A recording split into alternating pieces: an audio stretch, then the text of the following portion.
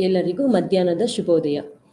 ಇಂದು ನಾವು introductory micro economics ಹಿಂದಿನ ತರಗತಿಯಲ್ಲಿ ನಾವು ಕೆಲವೊಂದು ವಿಷಯಗಳ ಬಗ್ಗೆ ನಾವು ತಿಳಿದುಕೊಂಡಿದ್ದೀವಿ. ಸೊ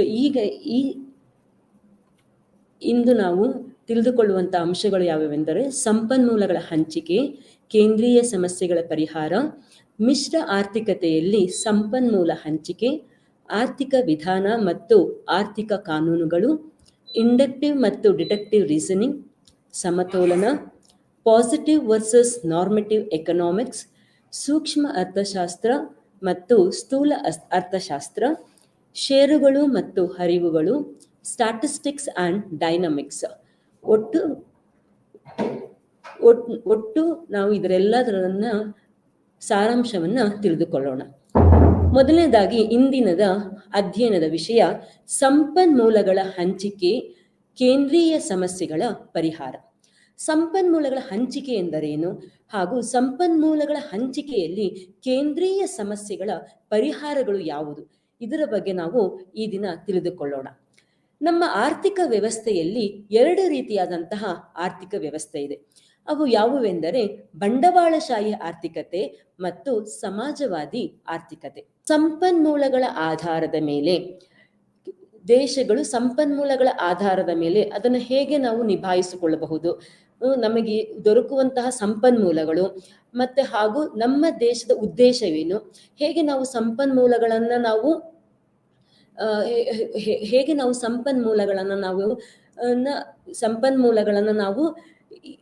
ಯಾವ ರೀತಿ ಸಂಪನ್ಮೂಲಗಳಿದೆ ಹಾಗೂ ಸಂಪನ್ಮೂಲಗಳಲ್ಲಿ ನಮಗೆ ಎಷ್ಟು ಸಮಸ್ಯೆ ಇದೆ, ಆ ಸಮಸ್ಯೆಗಳು ಪ್ರತಿಯೊಂದು ದೇಶಕ್ಕೂ ಬಿಟ್ಟಿದ್ದು.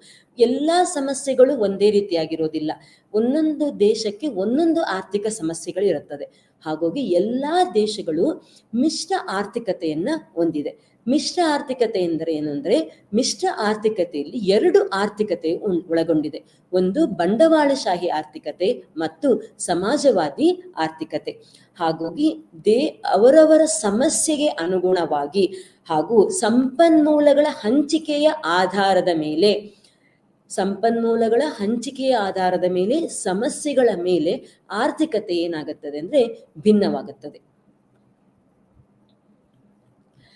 ಸೊ ನಾವು ಹಾಗಾದ್ರೆ ಮಿಶ್ರ ಆರ್ಥಿಕತೆ, ಈಗಾಗಲೇ ನಾವು ಕೇಳಿದ್ವಿ ಮಿಶ್ರ ಆರ್ಥಿಕತೆ ಎಂದ್ರೆ ಏನು ಅಂತ. ಎರಡೂ ಆರ್ಥಿಕತೆ ಒಳಗೊಂಡಿರೋದನ್ನು ನಾವು ಮಿಶ್ರ ಆರ್ಥಿಕತೆ ಎನ್ನುತ್ತೇವೆ. ಹಾಗಾದ್ರೆ ಮಿಶ್ರ ಆರ್ಥಿಕತೆಯ ಸಂಪನ್ಮೂಲಗಳ ಹಂಚಿಕೆ ಎಂದರೇನು? ಮೊದಲನೇದಾಗಿ ಮಿಶ್ರ ಆರ್ಥಿಕ ವ್ಯವಸ್ಥೆ ಎಂದರೇನು ಎಂಬುದನ್ನು ತಿಳಿದುಕೊಳ್ಳೋಣ. ಮಿಶ್ರ ಆರ್ಥಿಕ ವ್ಯವಸ್ಥೆ ಎನ್ನುವುದು ಒಂದು ಆರ್ಥಿಕ ವ್ಯವಸ್ಥೆಯಾಗಿದ್ದು ಅದು ವಿವಿಧ ಬಗೆಯ ಖಾಸಗಿ ಮತ್ತು ಸರ್ಕಾರಿ ನಿಯಂತ್ರಣವನ್ನು ಅಥವಾ ಬಂಡವಾಳಶಾಹಿ ಮತ್ತು ಸಮಾಜವಾದಿ ನೀತಿಯ ಮಿಶ್ರಣವನ್ನ ಒಳಗೊಂಡಿರುತ್ತದೆ. ಮಿಶ್ರ ಆರ್ಥಿಕ ವ್ಯವಸ್ಥೆಯು ಬಂಡವಾಳಶಾಹಿ ಮತ್ತು ಸಮಾಜವಾದಿ ನೀತಿಯ ವ್ಯವಸ್ಥೆಯನ್ನು ಒಳಗೊಂಡಿರುತ್ತದೆ. ಇದು ಒಂದು ಆರ್ಥಿಕ ವ್ಯವಸ್ಥೆಯಾಗಿದೆ. ಮಿಶ್ರ ಆರ್ಥಿಕತೆಯು ಒಂದು ಆರ್ಥಿಕ ವ್ಯವಸ್ಥೆಯಾಗಿದ್ದು ಅದರಲ್ಲಿ ಖಾಸಗಿ ಮತ್ತು ಸರ್ಕಾರಿ ನಿಯಂತ್ರಣ ಅಥವಾ ಬಂಡವಾಳಶಾಹಿ ಮತ್ತು ಸಮಾಜವಾದಿ ನೀತಿಯ ಮಿಶ್ರಣವನ್ನ ಒಳಗೊಂಡಿರುವಂತಹ ಆರ್ಥಿಕ ವ್ಯವಸ್ಥೆಗೆ ಮಿಶ್ರ ಆರ್ಥಿಕ ವ್ಯವಸ್ಥೆ ಎಂದು ಕರೆಯುತ್ತೇವೆ. ಈ ಮಿಶ್ರ ಆರ್ಥಿಕ ವ್ಯವಸ್ಥೆಗೆ ಯಾವುದೇ ಒಂದು ವ್ಯಾಖ್ಯಾನವಿಲ್ಲ. ಯಾಕೆಂದರೆ ಇದು ಒಂದೇ ಒಂದು ಖಾಸಗಿ ಆಗಲಿ ಅಥವಾ ಸರ್ಕಾರಿ ನಿಯಂತ್ರಣಕ್ಕೆ ಮಾತ್ರ ಒಳಗೊಂಡಿರೋದಿಲ್ಲ. ಇದಕ್ಕೆ ಯಾಕೆ ಒಂದು ವ್ಯಾಖ್ಯಾನ ಇಲ್ಲ ಅಂತಂದರೆ, ಸಂಬಂಧಿತ ಅಂಶಗಳು, ಮಿಶ್ರ ಆರ್ಥಿಕತೆಗೆ ಸಂಬಂಧಿತ ಅಂಶಗಳು ಕೆಲವೊಂದು ಅಂಶಗಳನ್ನ ಒಳಗೊಂಡಿರುತ್ತದೆ. ಯಾವ ಅಂಶಗಳನ್ನ ಒಳಗೊಂಡಿರುತ್ತದೆ ಎಂದರೆ, ಕೇಂದ್ರೀಕೃತ ಆರ್ಥಿಕ ವ್ಯವಸ್ಥೆಯ ಯೋಜನೆ ಮತ್ತು ಸರ್ಕಾರಿ ನಿಯಂತ್ರಣ.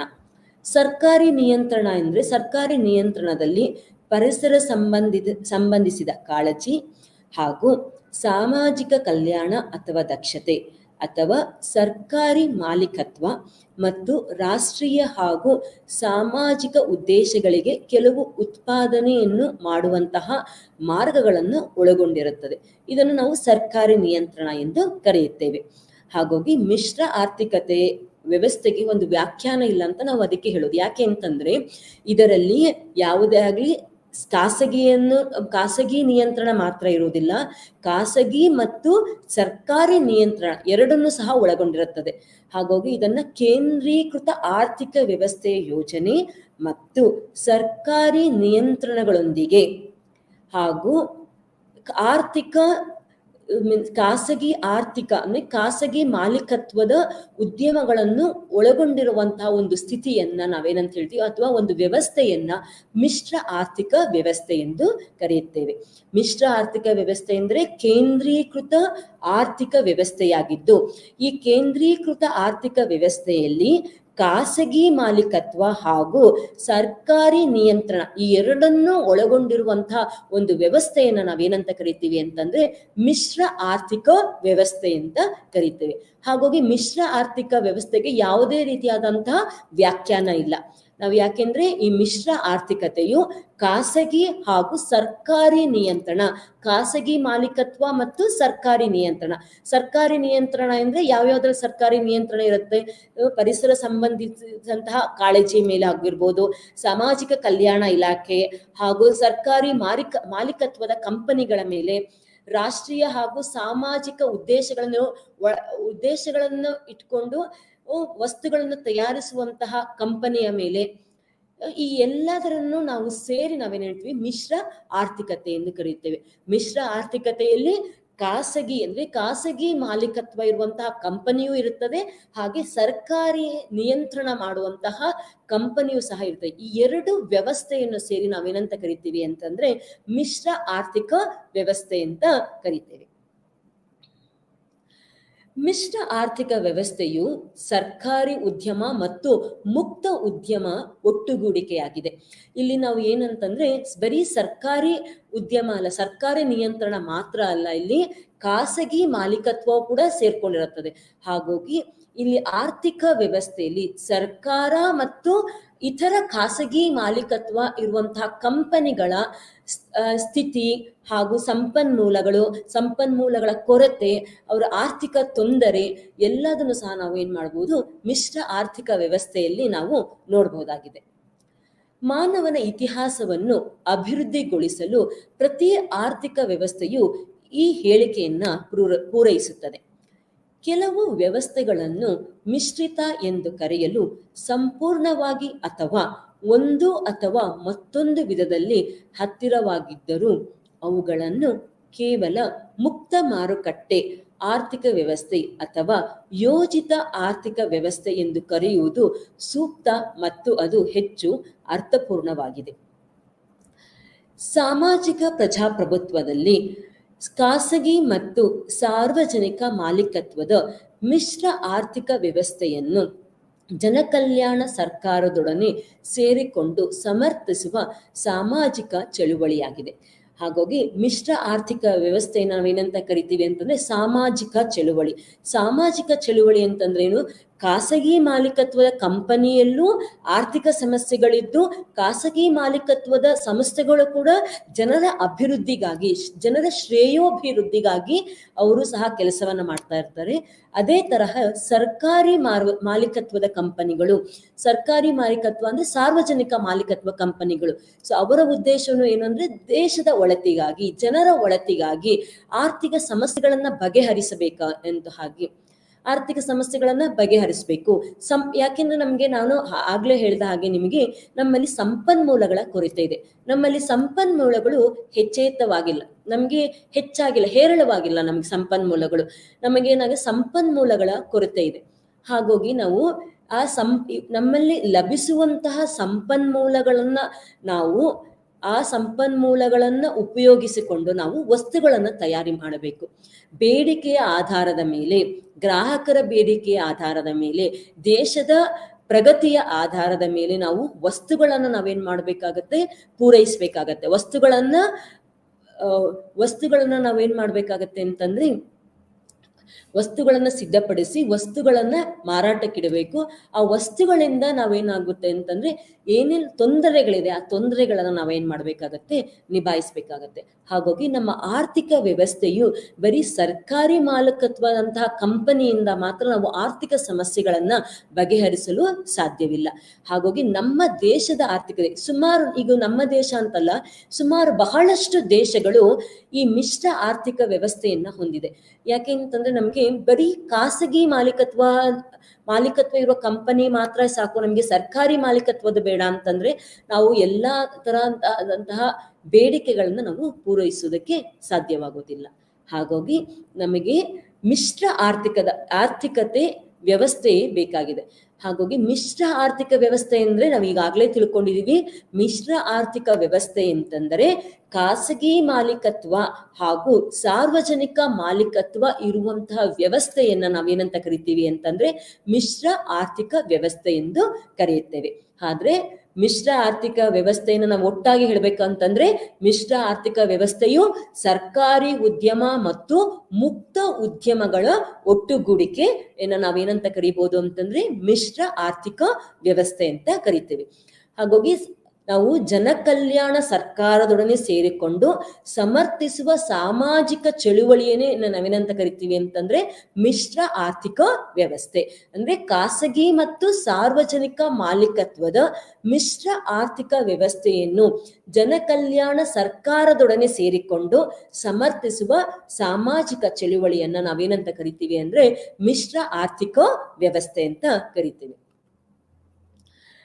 ಇನ್ನು ನಾವು ಹೇಳೋದಾದ್ರೆ ಮಿಶ್ರ ಆರ್ಥಿಕ ವ್ಯವಸ್ಥೆಯನ್ನ ಐತಿಹಾಸಿಕವಾಗಿ ಸಂಸ್ಥಾ ಸ್ತೋತ್ರ ಅಥವಾ ಸಂಸ್ಥೆಗಳನ್ನಾಗಿ ವ್ಯವಸ್ಥೆಗೊಳಿಸಿರುವ ಸೂತ್ರಗಳು ರಾಜಕೀಯ ವ್ಯವಸ್ಥೆಯಾಗಿದ್ದು ಅದರಲ್ಲಿ ಆರ್ಥಿಕ, ಕೈಗಾರಿಕಾ ಮತ್ತು ವೃತ್ತಿಪರ ಸಮೂಹಗಳನ್ನು ಪ್ರತಿನಿಧಿಸುವ ಸಂಸ್ಥೆಗಳಿಗೆ ಶಾಸನಾತ್ಮಕ ಅಧಿಕಾರವನ್ನ ನೀಡಲಾಗುತ್ತದೆ. ಮಿಶ್ರ ಆರ್ಥಿಕತೆಯಲ್ಲಿ ಇನ್ನೂ ಏನೆಲ್ಲ ನಮಗೆ ಒಳಗೊಂಡಿರುತ್ತದೆ ಅಂತಂದ್ರೆ ಆರ್ಥಿಕ, ಕೈಗಾರಿಕಾ ಮತ್ತು ವೃತ್ತಿಪರ ಸಮೂಹಗಳನ್ನು ಪ್ರತಿನಿಧಿಸುವ ಸಂಸ್ಥೆಗಳಿಗೆ ಶಾಸನಾತ್ಮಕ ಅಧಿಕಾರಗಳನ್ನ ನೀಡಲಾಗುತ್ತದೆ. ಸೊ ಇದೆಲ್ಲ ನಮಗೇನಾಗುತ್ತೆ ಅಂದ್ರೆ ಮಿಶ್ರ ಆರ್ಥಿಕ ವ್ಯವಸ್ಥೆಯಲ್ಲಿ ಬರುತ್ತೆ. ಮಿಶ್ರ ಆರ್ಥಿಕ ವ್ಯವಸ್ಥೆಯಲ್ಲಿ ನಮಗೆ ಖಾಸಗಿ ಮಾಲೀಕತ್ವ ಹಾಗೂ ಸರ್ಕಾರಿ ನಿಯಂತ್ರಣದ ಮಾಲೀಕತ್ವ ವ್ಯವಸ್ಥೆಯನ್ನ ನಾವು ಮಿಶ್ರ ಆರ್ಥಿಕ ವ್ಯವಸ್ಥೆ ಎಂದು ಕೂಡ ಕರೆಯುತ್ತೇವೆ. ಅದರಲ್ಲಿ ಮಿಶ್ರ ಆರ್ಥಿಕ ವ್ಯವಸ್ಥೆಯಲ್ಲಿ ನಾವು ಏನೆಲ್ಲ ಒಳಗೊಂಡಿರುತ್ತದೆ ಅಂತಂದ್ರೆ ರಾಜಕೀಯ ವ್ಯವಸ್ಥೆ, ಆರ್ಥಿಕ, ಕೈಗಾರಿಕಾ, ವೃತ್ತಿಪರ ಸಮೂಹಗಳ ಪ್ರತಿನಿಧಿಸುವ ಸಂಸ್ಥೆಗಳಿಗೆ ಶಾಸನಾತ್ಮಕ ಅಧಿಕಾರವನ್ನ ಯಾವುದು ನೀಡುತ್ತೆ ಅಂದ್ರೆ ಮಿಶ್ರ ಆರ್ಥಿಕ ವ್ಯವಸ್ಥೆಯು ನೀಡುತ್ತದೆ. ಮಿಶ್ರ ಆರ್ಥಿಕ ವ್ಯವಸ್ಥೆ ನಾವು ಇನ್ನೂ ಹೇಳ್ಬಹುದು ಅಂದ್ರೆ ರಾಷ್ಟ್ರೀಕರಣ ಅಂತ ಹೇಳ್ಬೋದು. ರಾಷ್ಟ್ರೀಕರಣ ಅಂದ್ರೇನು? ಸ್ವತ್ತುಗಳನ್ನು ಸರ್ಕಾರಿ ಮಾಲೀಕತ್ವಕ್ಕೆ ತೆಗೆದುಕೊಳ್ಳುವ ಕ್ರಮವಾಗಿದೆ. ಮಿಶ್ರ ಆರ್ಥಿಕ ವ್ಯವಸ್ಥೆಯಲ್ಲಿ ರಾಷ್ಟ್ರೀಕರಣ ಒಂದು ಭಾಗವಾಗಿದೆ. ರಾಷ್ಟ್ರೀಕರಣ ಎಂದ್ರೇನು? ರಾಷ್ಟ್ರೀಕರಣ ಎಂದರೆ ಸ್ವತ್ತುಗಳನ್ನು ಸರ್ಕಾರಿ ಮಾಲೀಕತ್ವಕ್ಕೆ ತೆಗೆದುಕೊಳ್ಳುವ ಕ್ರಮ, ಅದನ್ನ ರಾಷ್ಟ್ರೀಕರಣ ಎಂದು ಕರೆಯುತ್ತೇವೆ. ಹಾಗಾದ್ರೆ ಖಾಸಗೀಕರಣ ಎಂದ್ರೇನು? ಖಾಸಗೀಕರಣ ಎಂದರೆ ರಾಜ್ಯದ ಸಾರ್ವಜನಿಕ ಅಥವಾ ಸಾಮಾನ್ಯ ಸ್ವತ್ತುಗಳನ್ನು ವ್ಯವಹಾರ ರೂಪದಲ್ಲಿ ಖಾಸಗಿ ಮಾಲೀಕತ್ವಕ್ಕೆ ಮಾರುವ ಕ್ರಮ. ರಾಷ್ಟ್ರೀಕರಣ ಎಂದರೆ ಸ್ವತ್ತುಗಳನ್ನು ಸರ್ಕಾರಿ ಮಾಲೀಕತ್ವಕ್ಕೆ ತೆಗೆದುಕೊಳ್ಳುವ ಕ್ರಮಕ್ಕೆ ನಾವು ರಾಷ್ಟ್ರೀಕರಣ ಎಂದು ಕರೆಯುತ್ತೇವೆ. ಹಾಗಾದ್ರೆ ಖಾಸಗೀಕರಣ ಅಂತಂದರೆ ರಾಜ್ಯದ ಸಾರ್ವಜನಿಕ ಅಥವಾ ಸಾಮಾನ್ಯ ಸ್ವತ್ತುಗಳನ್ನು ವ್ಯವಹಾರ ರೂಪದಲ್ಲಿ ಖಾಸಗಿ ಮಾಲೀಕತ್ವಕ್ಕೆ ಮಾರುವ ಕ್ರಮವನ್ನ ನಾವೇನಂತ ಕರಿತೀವಿ ಅಂದ್ರೆ ಖಾಸಗೀಕರಣ ಎಂದು ಕರೆಯುತ್ತೇವೆ. ಹಾಗಾಗಿ ಮಿಶ್ರ ಆರ್ಥಿಕ ವ್ಯವಸ್ಥೆಯಲ್ಲಿ ಇದೆರಡೂ ಒಂದು ಭಾಗಗಳಾಗಿದೆ. ಮಿಶ್ರ ಆರ್ಥಿಕ ವ್ಯವಸ್ಥೆಯು ಇದೆರಡನ್ನೂ ಕೂಡ ಒಳಗೊಂಡಿದೆ. ರಾಷ್ಟ್ರೀಕರಣನೂ ಸಹ ಒಳಗೊಂಡಿದೆ, ಖಾಸಗೀಕರಣ ಕೂಡ ಸಹ ಒಳಗೊಂಡಿದೆ. ಈ ಎರಡನ್ನೂ ಒಳಗೊಂಡಿರುವಂತಹ ಆರ್ಥಿಕ ವ್ಯವಸ್ಥೆಯನ್ನ ನಾವೇನಂತ ಕರಿತೀವಿ ಅಂದ್ರೆ ಮಿಶ್ರ ಆರ್ಥಿಕ ವ್ಯವಸ್ಥೆ ಎಂದು ಕರೆಯುತ್ತೇವೆ. ಮಿಶ್ರ ಆರ್ಥಿಕ ವ್ಯವಸ್ಥೆಯಲ್ಲಿ ಬಹು ಸಾಂಸ್ಕೃತಿಕ ಸಮಾಜದಲ್ಲಿ ಅಧಿಕಾರ ಮತ್ತು ನಿರ್ಧಾರ ತೆಗೆದುಕೊಳ್ಳುವ ಒಂದು ಅಧಿಕಾರ ಕೂಡ ಇದೆ ಇಲ್ಲಿ ಯಾಕೆ ಅಂತಂದ್ರೆ ನಮ್ಗೆ ಖಾಸಗೀಕರಣನೂ ಇದೆ, ಮತ್ತೆ ರಾಷ್ಟ್ರೀಕರಣವೂ ಇದೆ. ಹಾಗಾಗಿ ಇಲ್ಲಿ ಯಾವುದೇ ರೀತಿಯಾದಂತ ನಿರ್ಧಾರವನ್ನು ತೆಗೆದುಕೊಳ್ಳಬೇಕು ಅಂತಂದ್ರೆ ನಿರ್ಧಾರವನ್ನು ತೆಗೆದುಕೊಳ್ಳುವಂತಹ ವ್ಯವಸ್ಥೆ ಕೂಡ ಇಲ್ಲಿದೆ. ಹಾಗೆ ಅಧಿಕಾರವನ್ನು ಚಲಾಯಿಸುವ ಕೂಡ ಹಕ್ಕು ಕೂಡ ಇದೆ ಇಲ್ಲಿ. ಹಾಗಾಗಿ ಯಾಕೆಂತಂದ್ರೆ ಇಲ್ಲಿ ಮಿಶ್ರ ಆರ್ಥಿಕ ವ್ಯವಸ್ಥೆಯಲ್ಲಿ ರಾಷ್ಟ್ರೀಕರಣ ಬರೀ ಸರ್ಕಾರ ಮಾತ್ರನೇ ನಮ್ಗೆ ಅಧಿಕಾರ ಚಲಾಯಿಸ್ಬೇಕಾ? ಹಾಗಾದ್ರೆ ಖಾಸಗಿ ಮಾಲೀಕತ್ವ ಇರುವಂತಹ ಕಂಪನಿಗಳು ಅಧಿಕಾರ ಚಲಾಯಿಸುವಂಗಿಲ್ವಾ? ಹಾಗಿಲ್ಲ. ಇಲ್ಲಿ ಏನಂತಂದ್ರೆ ಸಮ ಪ್ರಮಾಣವಾಗಿ ಖಾಸಗೀಕರಣ ಮತ್ತು ರಾಷ್ಟ್ರೀಕರಣ ಅಂತಂದ್ರೆ ಖಾಸಗಿ ಮಾಲೀಕತ್ವದ ಕಂಪನಿಯು, ಸರ್ಕಾರಿ ಮಾಲೀಕತ್ವದ ಕಂಪನಿಯು, ಈ ಎರಡು ಕಂಪನಿಗಳಿಗೆ, ಸರ್ಕಾರಕ್ಕೂ ಹಾಗೂ ಖಾಸಗೀಕರಣಕ್ಕೂ, ಸರ್ಕಾರಕ್ಕೂ ಮತ್ತು ಖಾಸಗಿ ಕಂಪನಿಗಳಿಗೂ ಎರಡಕ್ಕೂ ಸಹ ಸಮ ಪ್ರಮಾಣದ ಅಧಿಕಾರ ಹಾಗೂ ಅವರಿಗೆ ಅಧಿಕಾರ ಮತ್ತು ನಿರ್ಧಾರ ತೆಗೆದುಕೊಳ್ಳುವಂತಹ ಹಕ್ಕುಗಳನ್ನ ಹೊಂದಿರುತ್ತಾರೆ. ಅದಕ್ಕೆ ನಾವೇನಂತ ಹೇಳ್ತೀವಿ, ಮಿಶ್ರ ಆರ್ಥಿಕ ವ್ಯವಸ್ಥೆ. ಖಾಸಗೀಕರಣ ಅವರಿಗೆ ಆದಂತಹ ತೊಂದರೆಗಳು, ಆರ್ಥಿಕ ತೊಂದರೆಗಳು, ಅವರಿಗೆ ಆದಂತಹ ಸಂಪನ್ಮೂಲಗಳ ಕೊರತೆಯ ಬಗ್ಗೆ ಅವ್ರು ಏನ್ ಮಾಡ್ಬೋದು, ಧ್ವನಿಯನ್ನ ಎತ್ತಬಹುದಾಗಿದೆ. ಆ ಧ್ವನಿಯನ್ನ ಎತ್ತಿ ಅವರಿಗೆ ಯಾವುದೇ ರೀತಿ ತೊಂದರೆ ಆಗಿದೆ ಆ ತೊಂದರೆಗಳನ್ನ ಅವ್ರು ಏನ್ ಮಾಡ್ಬೋದು ಅಂತಂದ್ರೆ ಅವರು ಸರ್ಕಾರ ಜೊತೆ ಅಥವಾ ಆರ್ಥಿಕ ವ್ಯವಸ್ಥೆಯಲ್ಲಿ ಅದಕ್ಕೆ ಅವ್ರು ಏನ್ ಮಾಡ್ಬೋದು ಅಂತಂದ್ರೆ ಸರ್ಕಾರದ ವ್ಯವಸ್ಥೆಯಲ್ಲಾಗ್ಬೋದು ಅಥವಾ ಆರ್ಥಿಕತೆಯಲ್ಲಾದ್ರೂ ಆಗ್ಬೋದು, ಅದಕ್ಕೆ ಅವ್ರು ಏನ್ ಮಾಡ್ಬೋದು ಅಂತಂತಂದ್ರೆ ಅವ್ರ ಅದಕ್ಕೆ ಫಲಿತಾಂಶವನ್ನ ತಗೊಳ್ಕೊಳ್ಬೋದು. ಇದನ್ನ ಏನಂತ ಹೇಳ್ತೀವಿ ಅಂದ್ರೆ ಮಿಶ್ರ ಆರ್ಥಿಕ ವ್ಯವಸ್ಥೆಯನ್ನ ಸಾರ್ವಜನಿಕ ರಂಗ ಎಂದು ಕರೀತೀವಿ. ಯಾಕೆ ಇದನ್ನ ಮಿಶ್ರ ಆರ್ಥಿಕ ವ್ಯವಸ್ಥೆಯನ್ನು ಸಾರ್ವಜನಿಕ ರಂಗ ಅಂತ ಕರಿತೀವಿ ಅಂತಂದ್ರೆ ಇದು ಆರ್ಥಿಕ ಮತ್ತು ನಿರ್ವಹಣಾ ಜೀವನದ ಭಾಗವಾಗಿದೆ. ಹಾಗೆ ಸರ್ಕಾರದಿಂದ ಮತ್ತು ಸರ್ಕಾರಕ್ಕೆ ಸರಕುಗಳ ವಿತರಣೆ ಕುರಿತು ನಿರ್ವಹಣೆ ಮಾಡುತ್ತದೆ. ಹಾಗಾಗಿ ಮಿಶ್ರ ಆರ್ಥಿಕ ವ್ಯವಸ್ಥೆಯನ್ನ ನಾವೇನಂತ ಕರಿತೀವಿ ಅಂತಂದ್ರೆ ಸಾರ್ವಜನಿಕ ರಂಗ ಅಂತಂದ್ರೆ ಸರ್ಕಾರದ ರಂಗ ಅಂದ್ರೆ ಸಾಮಾನ್ಯ ಜನರ ರಂಗ ಅಂತ ಕರಿತೀವಿ. ಯಾಕೆ ಅಂತಂದ್ರೆ ಇದು ನಿರ್ವಹಣಾ ಜೀವನದ ಭಾಗವಾಗಿದೆ. ಒಬ್ಬ ವ್ಯಕ್ತಿಯು ತನ್ನ ಜೀವನ ನಡೆಸುವುದಕ್ಕೆ ಅವನಿಗೆ ಏನೆಲ್ಲಾ ವಸ್ತುಗಳ ಬೇಕು, ಹೇಗೆ ಆರ್ಥಿಕ ವ್ಯವಸ್ಥೆ ಹೇಗೆ ಅವನಿಗೆ ಸಹಾಯ ಮಾಡುತ್ತೆ, ಹೇಗೆ ಅವನ ಜೀವನ ನಿರ್ವಹಣೆಯಲ್ಲಿ ಭಾಗವಾಗಿರುತ್ತದೆ, ಅದನ್ನ ನಾವೇನ್ ಮಾಡ್ಬೋದು, ಮಿಶ್ರ ಆರ್ಥಿಕ ವ್ಯವಸ್ಥೆಯಲ್ಲಿ ನಾವು ನೋಡ್ಬೋದು. ಹಾಗೆ ಮಿಶ್ರ ಆರ್ಥಿಕ ವ್ಯವಸ್ಥೆಯಲ್ಲಿ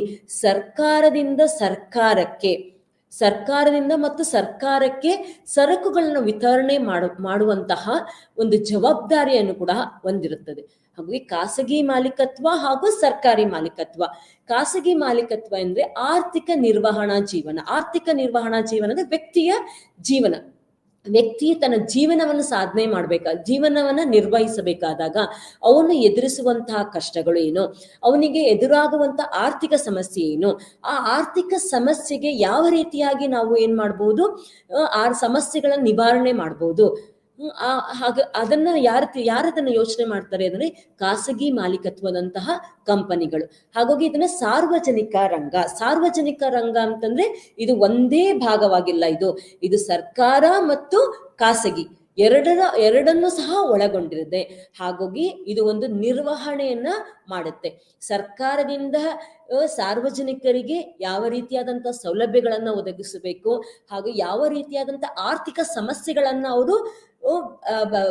ಸಮಸ್ಯೆಗಳನ್ನ ಎದುರಿಸ್ತಾ ಇದ್ದಾರೆ ಎಲ್ಲವನ್ನು ಏನ್ ಮಾಡುತ್ತೆ, ನಾವು ಪರಿಗಣಿಸ್ತೀವಿ. ಇಲ್ಲಿನ ಆ ಆರ್ಥಿಕ ಸಮಸ್ಯೆಗೆ ಯಾವ ರೀತಿಯಾಗಿ ಸಂಪನ್ಮೂಲಗಳನ್ನ ಹಂಚಿಕೆಯನ್ನ ಮಾಡಬೇಕು, ಯಾವ ರೀತಿಯ ತೊಂದರೆಗಳನ್ನ ಅವ್ರು ಎದುರಿಸ್ತಾ ಇದ್ದಾರೆ, ಆ ತೊಂದರೆಗಳಿಗೆ ನಾವು ಯಾವ ರೀತಿಯಾದಂತಹ ಹೇಗೆ ನಾವು ಅದನ್ನ ನಿವಾರಿಸ್ಬೇಕಾಗತ್ತೆ, ಸಂಪನ್ಮೂಲಗಳನ್ನ ಯಾವ ರೀತಿಯಲ್ಲಿ ಹಂಚಿಕೆಯನ್ನ ಮಾಡಬೇಕಾಗತ್ತೆ, ಖಾಸಗಿ ಮಾಲೀಕತ್ವದ ಕಂಪನಿಗಳು ಯಾವ ರೀತಿಯಾದ ಆರ್ಥಿಕ ಸಮಸ್ಯೆಯನ್ನು ಎದುರಿಸ್ತಾ ಇದ್ದಾರೆ, ಸರ್ಕಾರಿ ಮಾಲೀಕತ್ವದ ಕಂಪನಿ ಯಾವ ರೀತಿಯಾದಂತಹ ಆರ್ಥಿಕ ವ್ಯವಸ್ಥೆಯನ್ನ ಅವರು ಎದುರಿಸ್ತಾ ಇದ್ದಾರೆ, ಯಾವ ರೀತಿಯಾಗಿ ಸಂಪನ್ಮೂಲಗಳನ್ನ ಹಂಚಿಕೆಯನ್ನ ಮಾಡಬೇಕು, ಈ ಎಲ್ಲದರ ಬಗ್ಗೆ ನಾವು ಈ ಮಿಶ್ರ ಆರ್ಥಿಕ ವ್ಯವಸ್ಥೆಯಲ್ಲಿ ನಾವು ತಿಳಿದುಕೊಳ್ಳುತ್ತೇವೆ.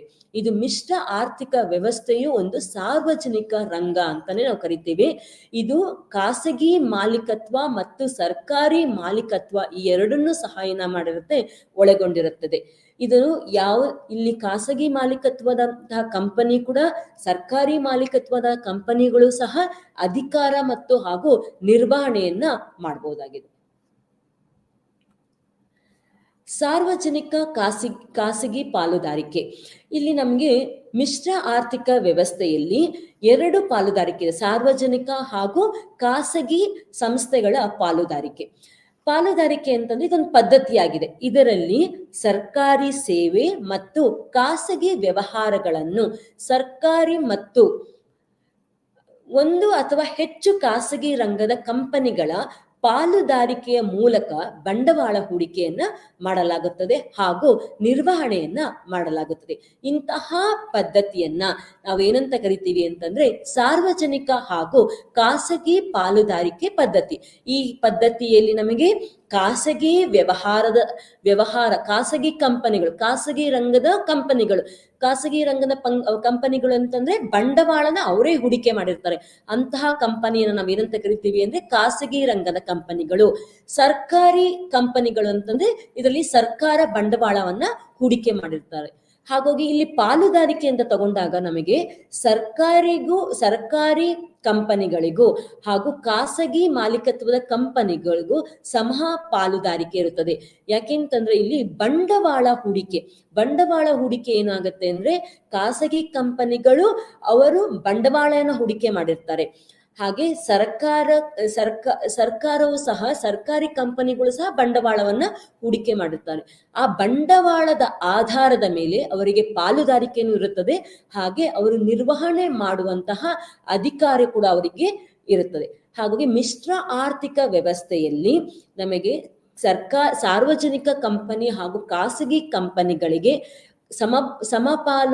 ಪಾಲುದಾರಿಕೆಯೂ ಇರುತ್ತದೆ ಹಾಗೂ ನಿರ್ವಹಣೆ ಮಾಡುವಂತಹ ಅಧಿಕಾರವು ಕೂಡ 2 ಕಂಪನಿಗಳಿಗೆ ಇರುತ್ತೆ, ಸಾರ್ವಜನಿಕ ಮತ್ತು ಖಾಸಗಿ ಕಂಪನಿಗಳಿಗೆ.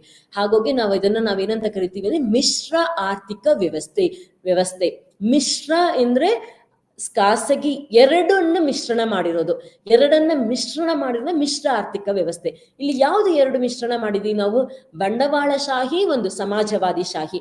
ಬಂಡವಾಳ ಸಮಾಜವಾದಿ ಶಾಹಿ ಅಥವಾ ಸರ್ಕಾರಿ ಮಾಲೀಕತ್ವದ ಕಂಪನಿ ಅಥವಾ ಖಾಸಗಿ ಮಾಲೀಕತ್ವದ ಕಂಪನಿ, ಈ ಎರಡನ್ನೂ ಮಿಶ್ರಣ ಮಾಡಿರುವಂತಹ ಆರ್ಥಿಕ ವ್ಯವಸ್ಥೆಯನ್ನ ನಾವು ಏನಂತ ಕರಿತೀವಿ ಅಂದ್ರೆ ಮಿಶ್ರ ಆರ್ಥಿಕ ವ್ಯವಸ್ಥೆ ಅಂತ ಕರಿತೇವೆ.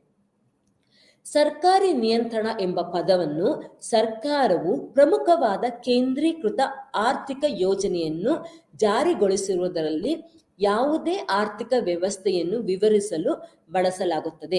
ಸರ್ಕಾರಿ ನಿಯಂತ್ರಣ ಅಂದ್ರೆ ಇಲ್ಲಿ ಸರ್ಕಾರವೇ ಪ್ರಮುಖವಾದಂತಹ ಪಾತ್ರವನ್ನ ವಹಿಸಿರುತ್ತದೆ. ಯಾವುದೇ ರೀತಿಯಾದಂತಹ ಆರ್ಥಿಕ ಯೋಜನೆ ಜಾರಿಗೊಳ್ಳಬೇಕು ಅಂತಂದ್ರೆ ಅಲ್ಲಿ ಸರ್ಕಾರದ ಪಾಲು ಪ್ರಮುಖವಾಗಿರುತ್ತದೆ.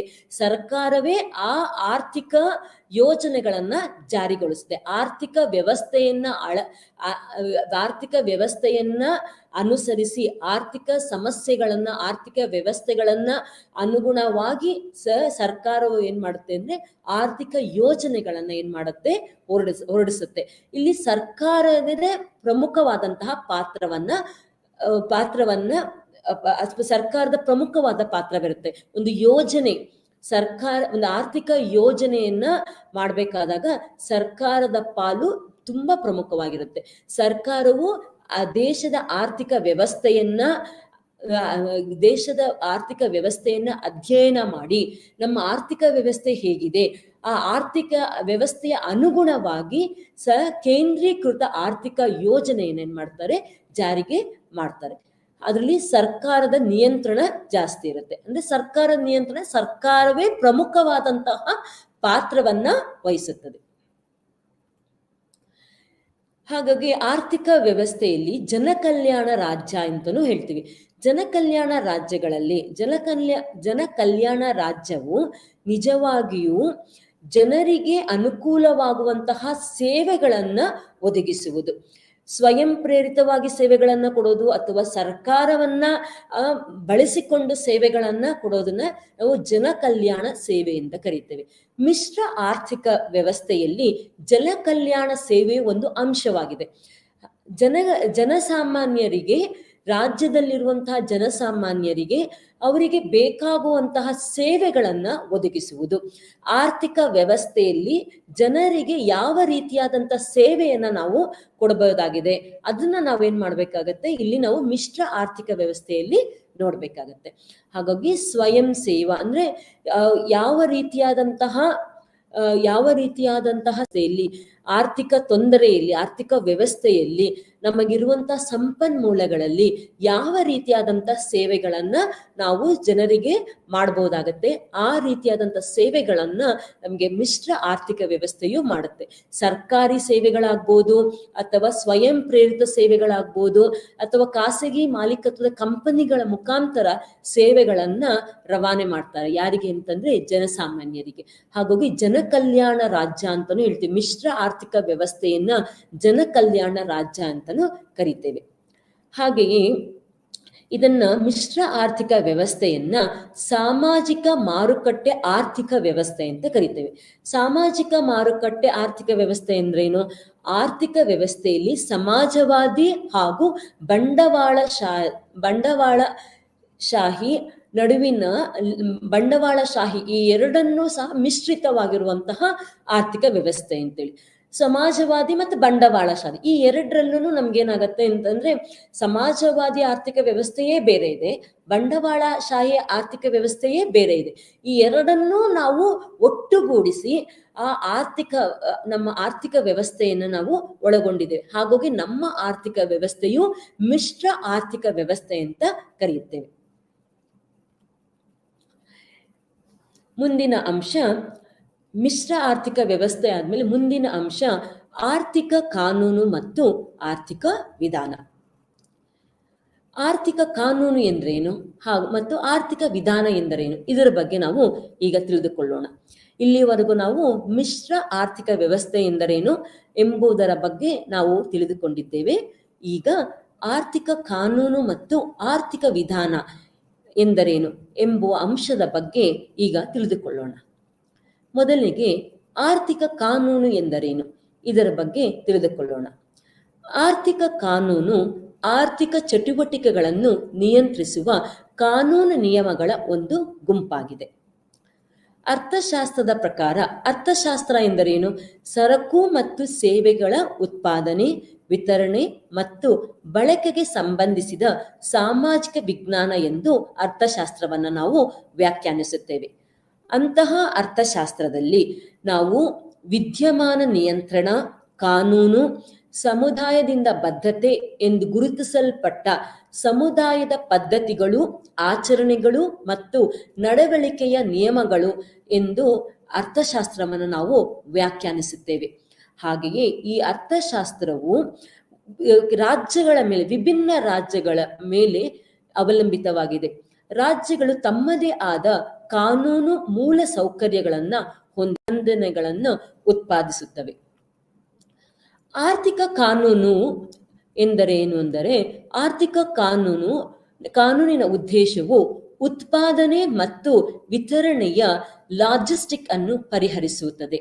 ಹಾಗೆಯೇ ಪ್ರತಿಯೊಂದು ರಾಜಕೀಯ ಮತ್ತು ಆರ್ಥಿಕ ವ್ಯವಸ್ಥೆಯೊಳಗೆ ಉತ್ಪಾದನೆ ಮತ್ತು ವಿತರಣೆಯನ್ನು ನಿಯಂತ್ರಿಸುವ ವಿಭಿನ್ನ ಮತ್ತು ನಿರ್ದಿಷ್ಟ ಕಾನೂನು ಮೂಲ ಸೌಕರ್ಯಗಳಿವೆ. ಆರ್ಥಿಕ ಕಾನೂನಿನಲ್ಲಿ ಆರ್ಥಿಕ ವ್ಯವಸ್ಥೆಗಳು ಸರಕು ಮತ್ತು ಸೇವೆಗಳ ಉತ್ಪಾದನೆ, ಸಂಪತ್ತಿನ ವಿತರಣೆ, ಆರ್ಥಿಕತೆಯಲ್ಲಿ ವಿವಿಧ ಪಾಲುದಾರರು ಅಥವಾ ಪ್ರಮುಖರ ಜವಾಬ್ದಾರಿಗಳು ಮತ್ತು ಸಂಪತ್ತಿನ ಮಾಲೀಕತ್ವವನ್ನು ನಿಯಂತ್ರಿಸುವ ಕಾನೂನುಗಳನ್ನು ಅನುಷ್ಠಾನಕ್ಕೆ ತರುವ ಅಂಶಗಳನ್ನು ಆರ್ಥಿಕ ಕಾನೂನು ಒಳಗೊಂಡಿದೆ. ಆರ್ಥಿಕ ಕಾನೂನಿನಲ್ಲಿ ಮೂಲವಾಗಿ 5 ಮೂಲಭೂತ ಆರ್ಥಿಕ ತತ್ವಗಳನ್ನು ಒಳಗೊಂಡಿದೆ. ಅವು ಯಾವುವೆಂದರೆ ಆರ್ಥಿಕ ತತ್ವಗಳ ಕೊರತೆ, ಪೂರೈಕೆ, ಬೇಡಿಕೆ, ಕನಿಷ್ಠ ವೆಚ್ಚಗಳು, ಕನಿಷ್ಠ ಪ್ರಯೋಜನಗಳು ಮತ್ತು ಪ್ರೋತ್ಸಾಹಗಳನ್ನು ಒಳಗೊಂಡಿವೆ. ಆರ್ಥಿಕ ವಿಧಾನವು ಆರ್ಥಿಕತೆಯನ್ನು ನಿಯಂತ್ರಿಸುವ ತತ್ವಗಳು ಮತ್ತು ಕಾನೂನುಗಳ ಬಗ್ಗೆ ತಾತ್ವಿಕ ಪ್ರತಿಬಿಂಬ ಮತ್ತು ವ್ಯವಸ್ಥಿತ ವಿಚಾರಣೆಯನ್ನ ಸೂಚಿಸುತ್ತದೆ. ಸಾಮಾಜಿಕ ಮತ್ತು ನೈಸರ್ಗಿಕ ನಿಬಂಧಗಳೊಳಗೆ ವೈಯಕ್ತಿಕ ಆಯ್ಕೆಗಳಿಗೆ ಆರ್ಥಿಕ ಕ್ರಮಬದ್ಧತೆಗಳನ್ನು ಪತ್ತೆ ಹಚ್ಚುತ್ತದೆ.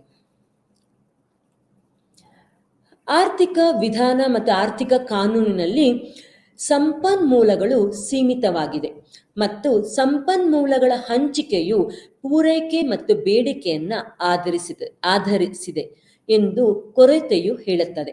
ಹಾಗಾಗಿ ಆರ್ಥಿಕ ಕಾನೂನು ಮತ್ತು ಆರ್ಥಿಕ ವಿಧಾನದಲ್ಲಿ ಇದು ನಾವು ನೋಡಬಹುದು. ಆ ಕೊರತೆಯ ಮೂಲ ನಮಗೆ ಎದ್ದು ಕಾಣುತ್ತದೆ. ಸಂಪನ್ಮೂಲಗಳ ಕೊರತೆ ಇದೆ. ಸಂಪನ್ಮೂಲಗಳು ಯಾವುದರ ಮೇಲೆ ಹಂಚಿಕೆ ಆಗಿದೆ ಅಂದ್ರೆ ಪೂರೈಕೆ ಮತ್ತು ಬೇಡಿಕೆಯ ಮೇಲೆ ಆಧಾರದ ಮೇಲೆ ಸಂಪನ್ಮೂಲಗಳ ಹಂಚಿಕೆಯಾಗಿದೆ. ಹಾಗೂ ನಮ್ಮಲ್ಲಿ ಸಂಪನ್ಮೂಲಗಳು ಹೇರಳವಾಗಿಲ್ಲ, ಸಂಪನ್ಮೂಲಗಳು ಸೀಮಿತವಾಗಿದೆ. ಹಾಗಾಗಿ ಆರ್ಥಿಕತೆ ವಿಧಾನ ಸಂಪನ್ಮೂಲಗಳ ಮೇಲೆ ಸೀಮಿತವಾಗಿದೆ ಹಾಗೂ ಸಂಪನ್ಮೂಲಗಳ ಹಂಚಿಕೆಯ ಮೇಲೆ, ಪೂರೈಕೆ ಮತ್ತು ಬೇಡಿಕೆಯ ಆಧಾರದ ಮೇಲೆ ಸಂಪನ್ಮೂಲಗಳ ಹಂಚಿಕೆಯಾಗಿದೆ. ಈ ರೀತಿಯಾಗಿ ನಾವು ಆರ್ಥಿಕ ವಿಧಾನವನ್ನ ಅಳವಡಿಸಿಕೊಂಡಿದ್ದೇವೆ. ಹಾಗೆಯೇ ಆರ್ಥಿಕ ವಿಧಾನವನ್ನು ನಾವು ಯಾವ ರೀತಿ ಅಳವಡಿಸಿಕೊಂಡಿದ್ದೇವೆ ಅಂತಂದ್ರೆ, ನಿರ್ಧಾರಗಳನ್ನು ಖರೀದಿಸುವಾಗ ಗ್ರಾಹಕರು ಕನಿಷ್ಠ ವೆಚ್ಚಗಳು, ಪ್ರಯೋಜನಗಳು ಮತ್ತು ಪ್ರೋತ್ಸಾಹಗಳನ್ನ ಪರಿಗಣಿಸುತ್ತಾರೆ. ಹಾಗೆಯೇ ಆರ್ಥಿಕ ಕಾನೂನು ಆರ್ಥಿಕ ಚಟುವಟಿಕೆಯನ್ನು ನಿಯಂತ್ರಿಸುವ ಕಾನೂನು ನಿಯಮಗಳ ಒಂದು ಗುಂಪಾಗಿದೆ. ಅರ್ಥಶಾಸ್ತ್ರವನ್ನ ನಾವು ಸಾಮಾಜಿಕ ವಿಜ್ಞಾನ ಎಂದು ವ್ಯಾಖ್ಯಾನಿಸ್ತೇವೆ. ಯಾಕೆ ನಾವು ಅರ್ಥಶಾಸ್ತ್ರವನ್ನ ಸಾಮಾಜಿಕ ವಿಜ್ಞಾನ ಎಂದು ವ್ಯಾಖ್ಯಾನಿಸುವುದು?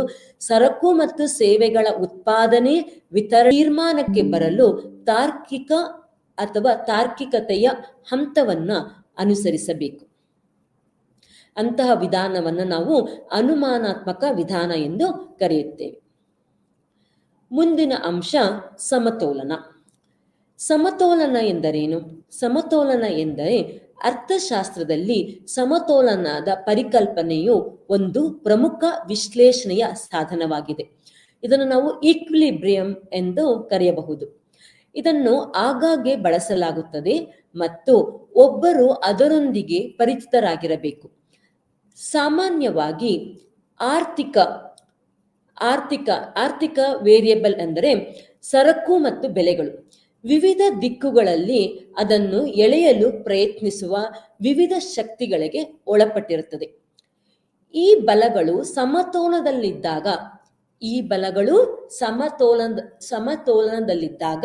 ವೇರಿಯಬಲ್ ಮೌಲ್ಯವು ಅಂದ್ರೆ ಸರಕು ಮತ್ತು ಬೆಲೆ ಬದಲಾಗುವುದನ್ನ ನಿಲ್ಲಿಸುತ್ತದೆ ಮತ್ತು ಅದು ಸಮತೋಲನದಲ್ಲಿದೆ ಎಂದು ಹೇಳಲಾಗುತ್ತದೆ. ಅಂದ್ರೆ ಇಲ್ಲಿ ಸರಕು ಮತ್ತು ಬೆಲೆಗಳು ಒಂದು ರೀತಿಯಲ್ಲಿದ್ದಾಗ ಅದನ್ನ ಸಮತೋಲನ ಎಂದು ಕರೆಯುತ್ತೇವೆ. ಅದು ಬೇರೆ ಬೇರೆ ದಿಕ್ಕಿನಲ್ಲಿ ಎಳೆದರೆ ಅದು ಅಸಮತೋಲನ.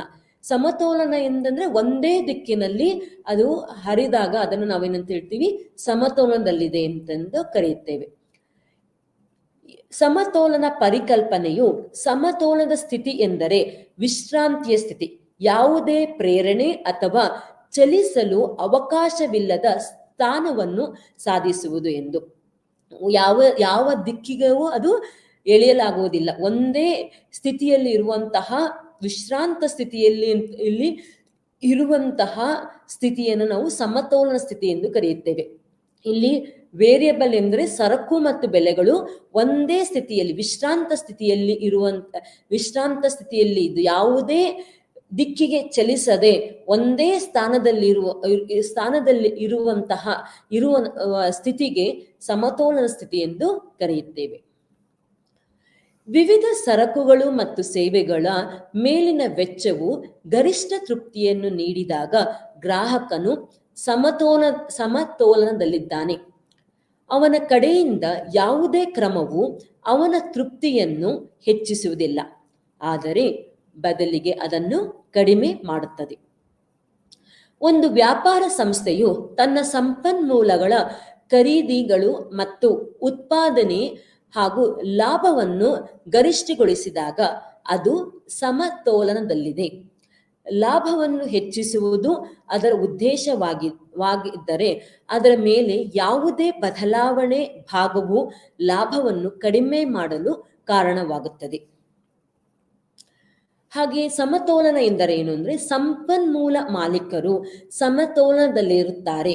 ಅವರು ಹೊಂದಿರುವ ಸಂಪನ್ಮೂಲಗಳನ್ನು ಅವರ ಅತ್ಯಧಿಕ ಸಂಬಳದ ಉದ್ಯೋಗಗಳಲ್ಲಿ ಇರಿಸಲಾಗುತ್ತದೆ ಮತ್ತು ಸಂಪನ್ಮೂಲ ಮಾಲೀಕರ ಆದಾಯವನ್ನು ಗರಿಷ್ಠಗೊಳಿಸಲಾಗುತ್ತದೆ. ಹಾಗೆಯೇ ಒಂದು ಉದ್ಯೋಗದಿಂದ ಇನ್ನೊಂದಕ್ಕೆ ಸಂಪನ್ಮೂಲಗಳ ಘಟಕಗಳ ಯಾವುದೇ ವರ್ಗಾವಣೆಯು ಅವನ ಆದಾಯವನ್ನ ಕಡಿಮೆ ಮಾಡುತ್ತದೆ.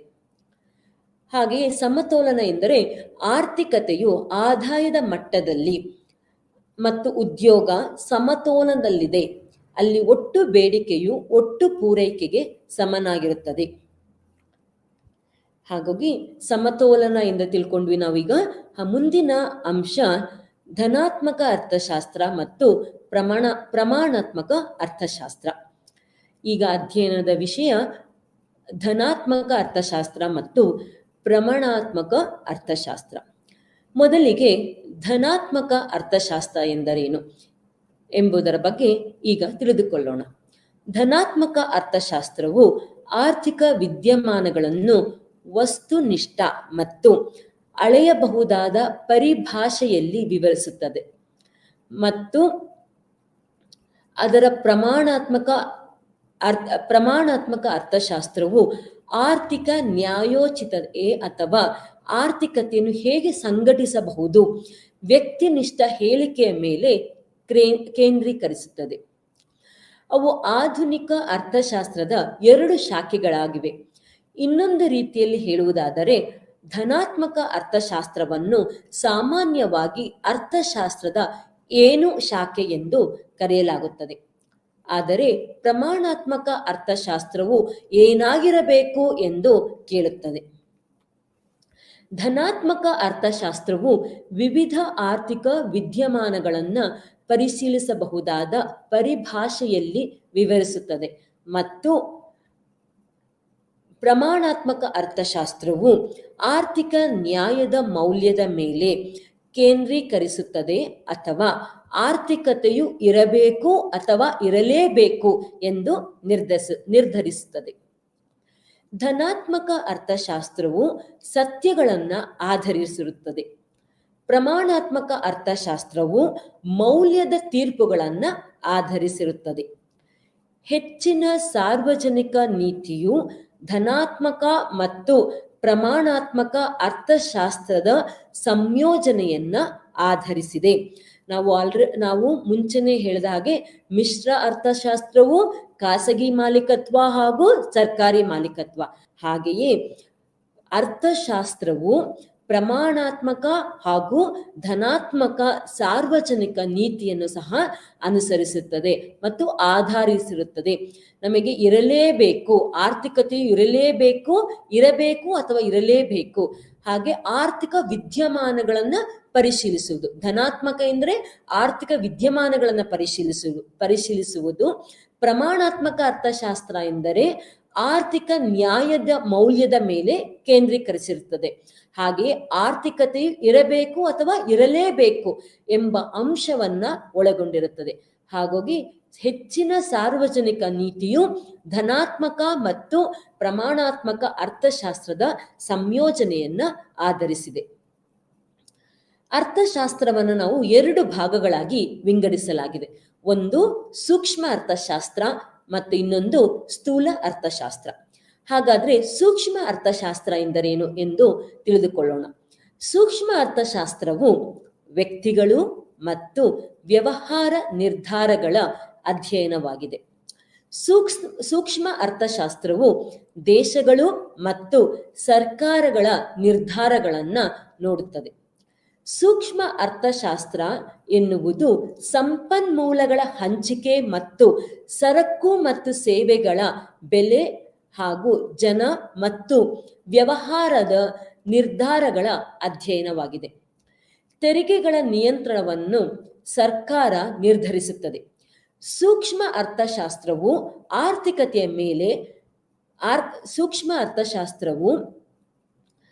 ಆರ್ಥಿಕತೆಯ ಬೆಲೆ ಮಟ್ಟವನ್ನು ನಿರ್ಧರಿಸುವ ಪೂರೈಕೆಯ ಮೇಲೆ ಕೇಂದ್ರೀಕರಿಸಿರುತ್ತದೆ.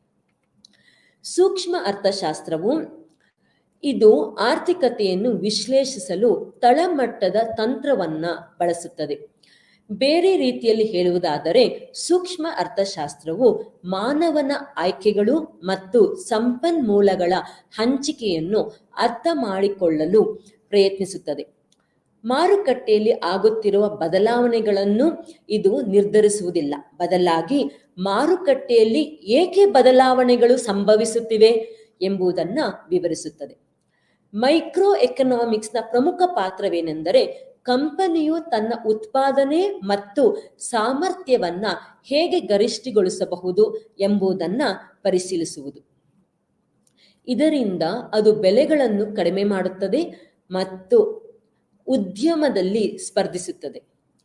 ಹಣಕಾಸು ಹೇಳಿಕೆಯಿಂದ ಬಹಳಷ್ಟು ಸೂಕ್ಷ್ಮ ಅರ್ಥಶಾಸ್ತ್ರದ ಮಾಹಿತಿಯನ್ನ ಪಡೆಯಬಹುದು. ಅವು ಯಾವುವೆಂದರೆ ಬೇಡಿಕೆ, ಪೂರೈಕೆ ಮತ್ತು ಸಮತೋಲನ, ಉತ್ಪಾದನಾ ಸಿದ್ಧಾಂತ, ಉತ್ಪಾದನಾ ವೆಚ್ಚಗಳು, ಕಾರ್ಮಿಕ ಅರ್ಥಶಾಸ್ತ್ರ. ಇವೆಲ್ಲವೂ ಸೂಕ್ಷ್ಮ ಅರ್ಥಶಾಸ್ತ್ರದ ಪ್ರಮುಖ ಅಂಶಗಳು.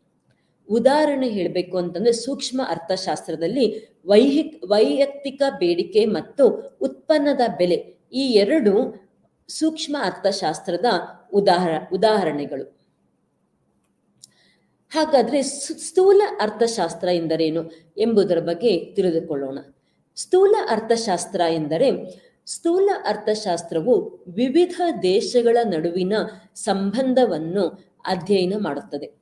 ಒಂದು ರಾಷ್ಟ್ರದ ನೀತಿಗಳು ಹಾಗೂ ಇನ್ನೊಂದರ ಮೇಲೆ ಹೇಗೆ ಪರಿಣಾಮ ಬೀರುತ್ತದೆ, ಹಾಗೆಯೇ ಸರ್ಕಾರದ ಕಾರ್ಯತಂತ್ರಗಳು ಮತ್ತು ಯಶಸ್ಸು ಹಾಗೂ ವೈಫಲ್ಯಗಳನ್ನ ವಿಶ್ಲೇಷಿಸುತ್ತದೆ. ಸ್ಥೂಲ ಅರ್ಥಶಾಸ್ತ್ರವು ವಿವಿಧ ದೇಶಗಳ ಸಂಬಂಧವನ್ನ ಏನ್ ಮಾಡುತ್ತೆ, ಅಧ್ಯಯನ ಮಾಡುತ್ತೆ. ಹಾಗೆಯೇ ರಾಷ್ಟ್ರದ ನೀತಿಗಳು, ಆ ರಾಷ್ಟ್ರದ ನೀತಿಗಳು ಹೇಗೆ ಪರಿಣಾಮ ಬೀರುತ್ತದೆ, ಹಾಗೆ ಸರ್ಕಾರದ ಕಾರ್ಯತಂತ್ರಗಳಿಂದ ಯಾವ ರೀತಿಯಾದಂಥ ಯಶಸ್ಸು ಸಿಗುತ್ತೆ, ಅದರ ವೈಫಲ್ಯಗಳೇನು, ಇದನ್ನು ವಿಶ್ಲೇಷಿಸುವಂತಹ ಅರ್ಥಶಾಸ್ತ್ರವನ್ನ ನಾವು ಸ್ಥೂಲ ಅರ್ಥಶಾಸ್ತ್ರ ಎಂದು ಕರೆಯುತ್ತೇವೆ. ಸ್ಥೂಲ ಅರ್ಥಶಾಸ್ತ್ರದಲ್ಲಿ ನಾವು ಸಾಮಾನ್ಯವಾಗಿ ಒಂದು ಕಾಲ್ಪನಿಕ ಸರಕು ಮತ್ತು ಅದರಿಂದ ಏನಾಗುತ್ತದೆ ಎಂಬುದರ ಮೇಲೆ ಕೇಂದ್ರೀಕರಿಸಬಹುದು. ಹಾಗಾಗಿ ಅದರಲ್ಲಿ ಒಳಗೊಂಡಿರುವ ಅಂಶಗಳು ಯಾವುದಂದ್ರೆ ಮೂಲದ ವೆಚ್ಚದ ಬೆಲೆಗಳು, ವೇತನ ದರಗಳು, ಬಡ್ಡಿ ದರಗಳು, ಲಾಭಗಳು. ಹಾಗೆಯೇ ಸ್ಥೂಲ ಅರ್ಥಶಾಸ್ತ್ರದಲ್ಲಿ ನಮಗೆ ಪ್ರಮುಖವಾದ ಪರಿಕಲ್ಪನೆ, ಸ್ಥೂಲ ಅರ್ಥಶಾಸ್ತ್ರದ ಪ್ರಮುಖ ಪರಿಕಲ್ಪನೆ ಯಾವುದು ಎಂದರೆ ಬಂಡವಾಳಶಾಹಿ ಹಾಗೂ ರಾಷ್ಟ್ರ ಹೂಡಿಕೆಯ ವೆಚ್ಚ ಆದಾಯ. ಉದಾಹರಣೆ ಒಟ್ಟು ಬೇಡಿಕೆ ಮತ್ತು ರಾಷ್ಟ್ರೀಯ ಆದಾಯ.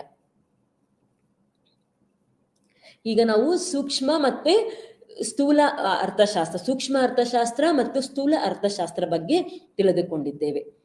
ಮುಂದಿನ ಅಧ್ಯಯನದ ಅಂಶ ಸ್ಟಾಕ್ಸ್. ಅರ್ಥಶಾಸ್ತ್ರದೊಳಗೆ ಸ್ಟಾಕ್ ಎಂಬ ಪದವು ನಿಗಮವು ಸಂಗ್ರಹಿಸಿದ, ವಿತರಣೆ ಮತ್ತು ಮಾರುಕಟ್ಟೆ ಲಭ್ಯವಿರುವ ಅಥವಾ ನಿರ್ದಿಷ್ಟ ದಿನಾಂಕದಂದು ಹೊಂದಿರುವ ಸಂಪೂರ್ಣ ಉತ್ಪನ್ನಗಳು, ಆಸ್ತಿ, ಸಾಲ ಅಥವಾ ಹಣವನ್ನ ಸೂಚಿಸುತ್ತದೆ. ಇದಲ್ಲದೆ ಸ್ಟಾಕ್ ಅನ್ನು ನಿರ್ದಿಷ್ಟ ಅವಧಿಯಲ್ಲಿ ಅಳೆಯಲಾಗುತ್ತದೆ. ಆ ಕ್ಷಣದಲ್ಲಿ ಲಭ್ಯವಿರುವ ಮೊತ್ತವನ್ನ ಸೂಚಿಸುತ್ತದೆ. ಉದಾಹರಣೆಗೆ ಮಾರ್ಚ್ 30, 2020. ಹಾಗೆಯೇ ಆ ಐಟಂ ಅಥವಾ ಸರಕುಗಳ ಮೊತ್ತವನ್ನು ಈ ಹಿಂದೆ ಸಂಗ್ರಹಿಸಲಾಗಿದೆ. ಸ್ಟಾಕ್ ಎನ್ನುವುದು, ಅಕೌಂಟಿಂಗ್ ಪ್ರಕಾರ ಸ್ಟಾಕ್ ಎನ್ನುವುದು ಒಂದು ವಸ್ತುವಿನ ಸಂಪೂರ್ಣ ಬೆಲೆಯ ಆರ್ಥಿಕವಾಗಿ ಮತ್ತು ಆರ್ಥಿಕವಾಗಿ ಅಲ್ಲದ ಮತ್ತು ಆಯವ್ಯಯದ ನಿರ್ದಿಷ್ಟ ದಿನಾಂಕದ ಮೇಲಿನ ಹೊಣೆಗಾರಿಕೆಗಳಲ್ಲಿ ಪಾಲನ್ನು ಅಥವಾ ಮಾಲೀಕತ್ವವನ್ನ ಸೂಚಿಸುತ್ತದೆ. ಉದಾಹರಣೆಗೆ ಡೆಟಾಲ್ ಹ್ಯಾಂಡ್ ಸ್ಯಾನಿಟೈಸರ್ ದಾಸ್ತಾನು ಮಾರ್ಚ್ 31, 2020 ರಂದು ಮುಕ್ತಾಯವಾಗುತ್ತದೆ. ಹಾಗೆಯೇ ಇನ್ನೊಂದು ಉದಾಹರಣೆ, ಸೆಪ್ಟೆಂಬರ್ 30, 2020ರಂತೆ ಇನ್ನು ಮಾರಾಟವಾಗಬೇಕಿರುವ ಐಫೋನ್ಗಳ ಒಟ್ಟು ಸಂಖ್ಯೆ. ಹರಿವು. ಮುಂದಿನ ಅಂಶ ಹರಿವು. ಹರಿವು ಎಂದರೇನು? ಹರಿವು ಎಂದರೆ ಅರ್ಥಶಾಸ್ತ್ರದ ಪ್ರಕಾರ ಒಂದು ವಸ್ತುವಿನ ಸಾಗಣೆಯನ್ನು ಸೂಚಿಸುತ್ತದೆ. ಉದಾಹರಣೆಗೆ ಉತ್ಪನ್ನಗಳು ಅಥವಾ ನಗದು ಒಂದು ಸ್ಥಳದಿಂದ ಇನ್ನೊಂದಕ್ಕೆ ಮತ್ತು ಇದನ್ನು ಸಮಯದ ಮೂಲಕ ಅಳೆಯಲಾಗುತ್ತದೆ.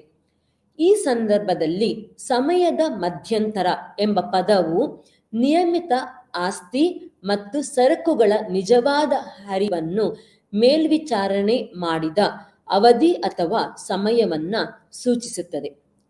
ಇದಲ್ಲದೆ ಸಮಯದ ಪರಿಭಾಷೆಯಲ್ಲಿ ಹರಿವನ್ನ ಅಳೆಯಲಾಗಿರುವುದರಿಂದ ಈ ಮೌಲ್ಯಮಾಪನವನ್ನು ಸಮಯದ ಪ್ರತಿ ಘಟಕವನ್ನು ನಿರ್ವಹಿಸಲಾಗುತ್ತದೆ.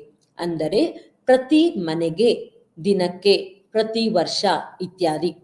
ಲೆಕ್ಕ ಪರಿಶೋಧನೆಯೊಳಗೆ ಹರಿವು ಒಂದು ನಿರ್ದಿಷ್ಟ ಹಣಕಾಸಿನ ವರ್ಷದಲ್ಲಿ ಸಂಭವಿಸಿದ ವಸ್ತುಗಳ ಖರೀದಿ ಮತ್ತು ಮಾರಾಟವನ್ನ ಒಳಗೊಂಡಿರುವ ಚಟುವಟಿಕೆಗಳ ಸಂಪೂರ್ಣ ಮೌಲ್ಯವನ್ನ ಸೂಚಿಸುತ್ತದೆ.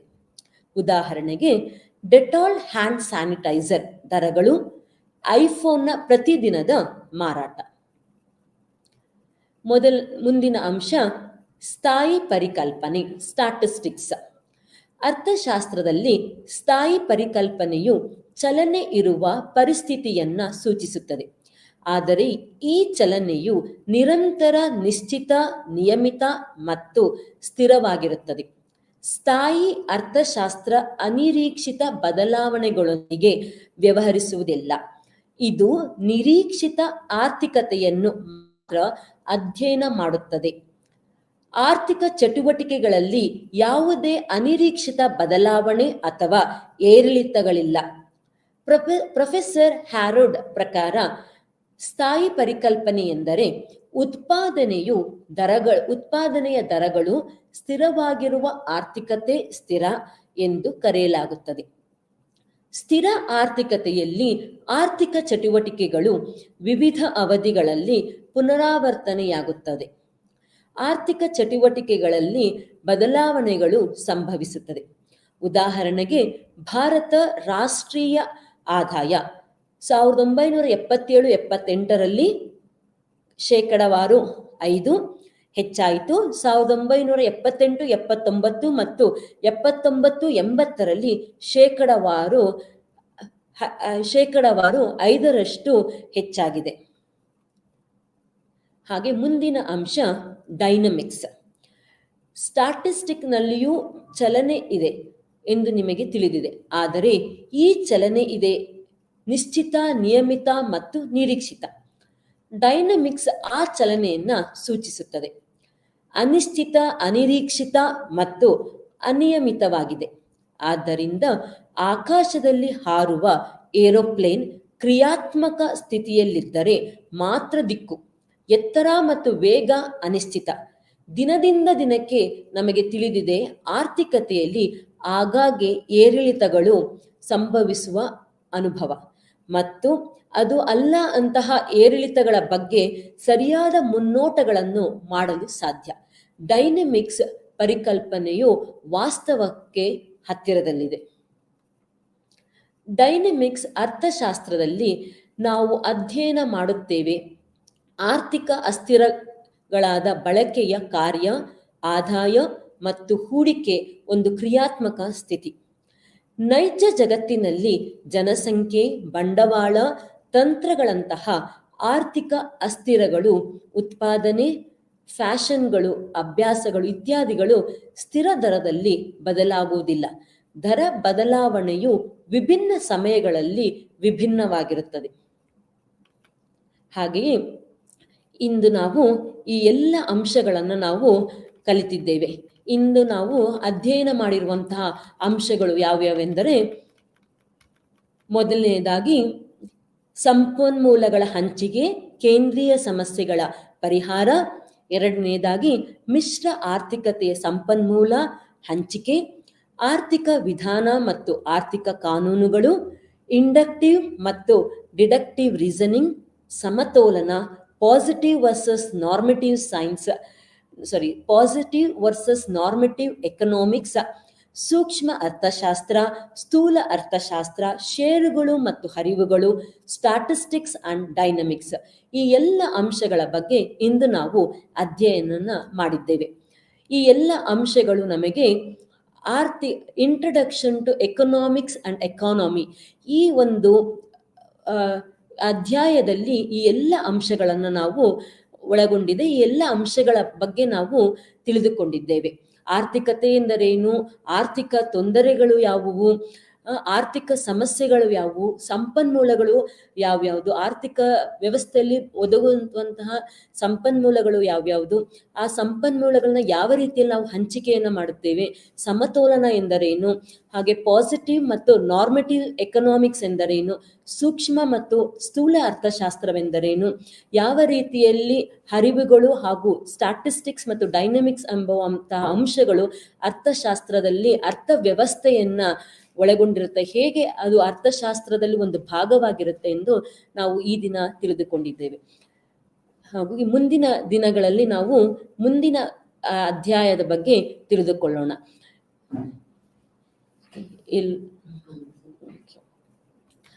ಇಲ್ಲಿ ಸ್ಥೂಲ ಅರ್ಥಶಾಸ್ತ್ರ ಮತ್ತು ಸೂಕ್ಷ್ಮ ಅರ್ಥಶಾಸ್ತ್ರ, ಈ ಎರಡು ಅರ್ಥಶಾಸ್ತ್ರದ ಪ್ರಮುಖ ಅಂಶಗಳು. ನಾವು ಈ ದಿನ ನಾವು ಅಧ್ಯಯನ ಮಾಡ್ತಾ ಇರೋದು ಸೂಕ್ಷ್ಮ ಅರ್ಥಶಾಸ್ತ್ರ. ಈ ಎಲ್ಲ ಅಂಶಗಳು ಸೂಕ್ಷ್ಮ ಅರ್ಥಶಾಸ್ತ್ರದ ಒಂದು ಭಾಗವಾಗಿದೆ. ಸ್ಥೂಲ ಅರ್ಥಶಾಸ್ತ್ರವು ದೇಶಗಳ ಬಗ್ಗೆ, ರಾಷ್ಟ್ರಗಳ ಬಗ್ಗೆ ಹಾಗೂ ರಾಷ್ಟ್ರ ನೀತಿಯ ಬಗ್ಗೆ ನಾವು ಅಧ್ಯಯನ ಮಾಡೋದು. ಈ ಎಲ್ಲ ಅಂಶ, ಆರ್ಥಿಕತೆ, ಆರ್ಥಿಕ ಕಾನೂನು, ಆರ್ಥಿಕ ವಿಧಾನ, ಈ ಎಲ್ಲ ನಮಗೆ ಸೂಕ್ಷ್ಮ ಅರ್ಥಶಾಸ್ತ್ರದಲ್ಲಿ ಬರುತ್ತೆ. ಇದು ಸೂಕ್ಷ್ಮ ಅರ್ಥಶಾಸ್ತ್ರದ ಒಂದು ಭಾಗವಾಗಿದೆ. ಸೂಕ್ಷ್ಮ ಅರ್ಥಶಾಸ್ತ್ರದ ಒಂದು ಭಾಗ. ಈ ಸೂಕ್ಷ್ಮ ಅರ್ಥಶಾಸ್ತ್ರದಲ್ಲಿ ಇಂಡಕ್ಟಿವ್, ಡಿಡಕ್ಟಿವ್ ರೀಸನಿಂಗ್, ಸಮತೋಲನ, ಪಾಸಿಟಿವ್ ಮತ್ತೆ ನಾರ್ಮೆಟಿವ್ ಅರ್ಥಶಾಸ್ತ್ರ, ಈ ಎಲ್ಲ ಅರ್ಥಶಾಸ್ತ್ರ, ಬೆಲೆ ಹಾಗೂ ಬೇಡಿಕೆ, ಪೂರೈಕೆ, ಇದೆಲ್ಲನೂ ಏನಾಗುತ್ತೆ ಅಂದ್ರೆ ಸೂಕ್ಷ್ಮ ಅರ್ಥಶಾಸ್ತ್ರದಲ್ಲಿ ಒಳಗೊಂಡಿದೆ. ಇದು ಅರ್ಥಶಾಸ್ತ್ರದ ಒಂದು ಭಾಗವಾಗಿದೆ. ಹಾಗಾಗಿ ನಾವು ಈ ಎಲ್ಲ ಅಂಶಗಳನ್ನು ನಾವು ಸೂಕ್ಷ್ಮ ಅರ್ಥಶಾಸ್ತ್ರದಲ್ಲಿ ನಾವು ಅಧ್ಯಯನ ಮಾಡ್ತಾ ಇದ್ದೇವೆ.